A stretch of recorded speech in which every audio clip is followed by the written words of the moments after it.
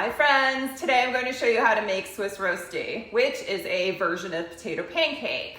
It had started in Switzerland by farmers in the canton of Bern who would eat it before they had their long day at work. So it was kind of a hearty breakfast for them. Now it's the national dish of Switzerland and eaten all over.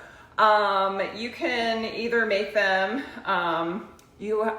it's made of shredded potato, and you take it and you fry it in a frying pan with either butter or olive oil, which is how I made it.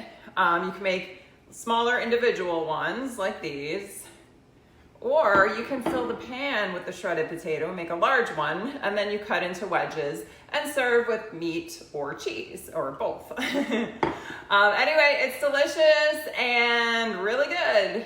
It's a nice comfort food, you know.